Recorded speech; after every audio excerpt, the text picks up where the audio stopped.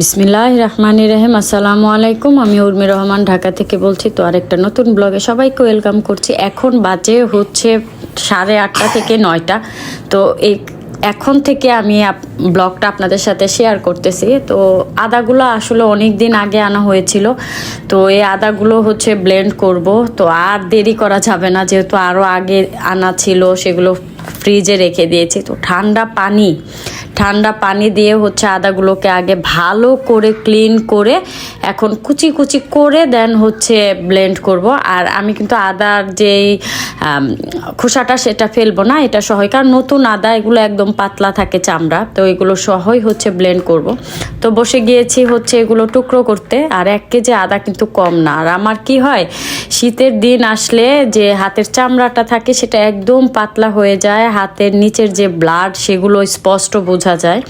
তো ওই সময় কিন্তু পেঁয়াজ, রসুন, আদা, লেবু এগুলো ধরলে খুব হাতে জ্বালা পোড়া করে। তারপরেও কি করব, করতে তো হবেই। তো এগুলো এখন কাটবো, কেটে ব্লেন্ড করব। তারপর কি করছি সেগুলো আপনাদের সাথে শেয়ার করব।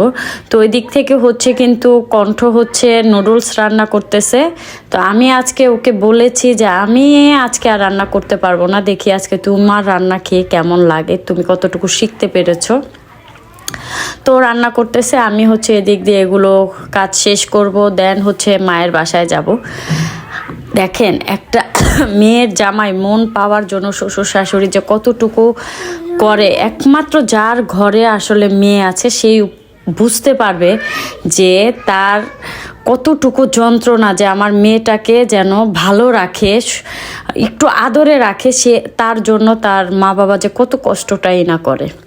তো এখানে আরেকটা জিনিস আপনাদের সাথে শেয়ার করতেছি। ওই দিন বলেছিলাম যে আমার হাজব্যান্ড হচ্ছে শেরাটনে লাঞ্চ করতে, ডিনার করতে গিয়েছে, তার একটা শো ছিল। তো ওইখান থেকে হচ্ছে একটা মগ দেওয়া হয়েছে, জার্সি দেওয়া হয়েছে। তো মগটা আপনাদের সাথে শেয়ার করতেছি।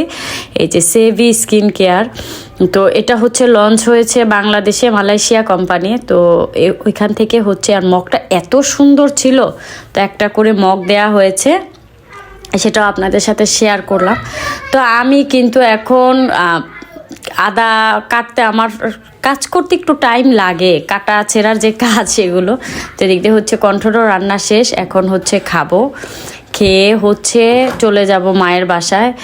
আর হচ্ছে যেহেতু শীতের আমেজ, শীতের পিঠার তো একটা প্রচলন সব জায়গাতেই আছে, এখন তো মূলত উঠেই গেছে।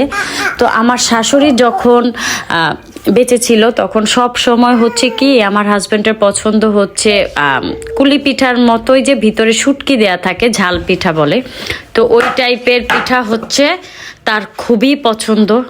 তো এটা তার মা নেই, বরাবর আমার মা কি করে, প্রতিটা শীতে এই কাজটা করে, তার জন্য হচ্ছে আলাদা এই পিঠাটা তৈরি করবেই, যেন সে বলতে না পারে, মানে নিজে ভাবে যে আমার মা নেই, আজকে কে খাওয়াবে, এই জিনিসটা সে সব সময় করে। তো এখানে হচ্ছে আমি যে পিঠাটা পছন্দ করি, কুলি পিঠা মিষ্টি, সেটা বানানো হচ্ছে নারিকেল, গুড় সব কিছু দিয়ে।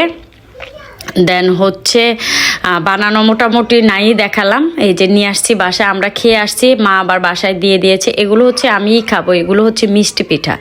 তো শ্বশুর শাশুড়ি আসলে মেয়ের আদরের জন্য খুব, মানে মেয়ের জামাইকে যতটুকু সম্ভব আপ্যায়ন করার চেষ্টা করে, যেন তার মেয়েটাকে একটু শান্তিতে রাখে।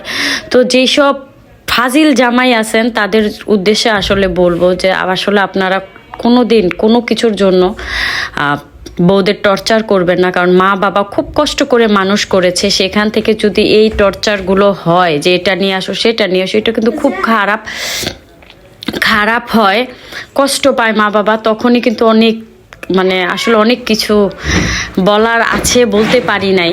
তো এই যে মিষ্টি পিঠাগুলো এখন হচ্ছে আমি খাবো, আর এই যে ঝাল পিঠা, এগুলো হচ্ছে রুটির মতো, আবার সেদ্ধর পরে ছেঁকে নিয়েছে, ছেঁকে নিলে হচ্ছে পিঠাগুলো ভালো লাগে। তো আপনাদের ভাইয়া তো খুবই খুশি বাসায় এসে দেখে, সে প্রতিদিন হচ্ছে সকালে বিকালে যদি বাসায় থাকে এগুলো আবার গরম করে হচ্ছে খায়। তো এই ছিল আমার ছোট্ট একটা ব্লগ, যদি ভালো লাগে অবশ্যই চ্যানেলটার পাশে থাকবেন।